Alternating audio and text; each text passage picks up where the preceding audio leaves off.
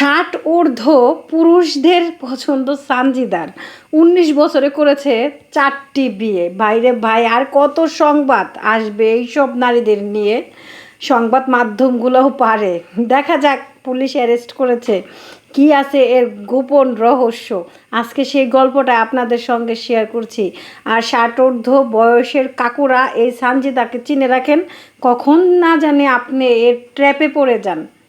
বিয়ে তার কাছে অর্থ উপার্জনের বড় হাতিয়ার।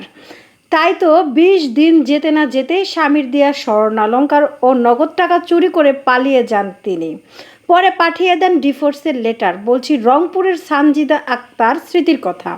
তাকে তার মা সহ গ্রেপ্তার করে পুলিশ। বলছে বর হিসেবে তার পছন্দ 50 কিংবা 60 ঊর্ধ্ব কোনো পুরুষ। মাত্র 19 বছর বয়সে বিয়ে করেছেন 4টি। বাপুরে বাপু।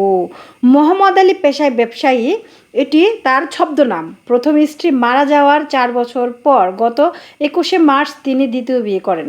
কনে রংপুর জেলার বদরগঞ্জের সানজিদা আক্তার স্মৃতি।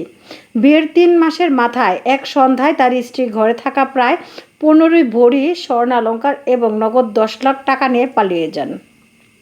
বুঝতে পারছেন তো কেন 60 ঊর্ধ্ব মানুষকে বিয়ে করে?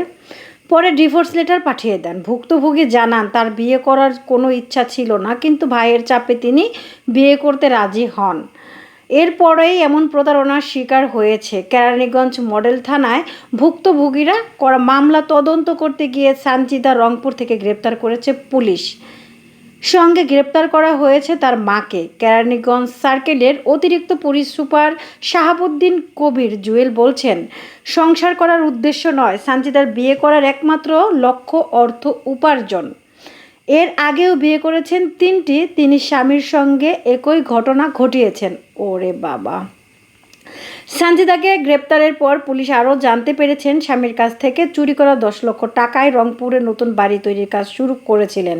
আর তার মা ইউনিয়ন পরিষদ নির্বাচনের প্রস্তুতি নিচ্ছিলেন। বাহ।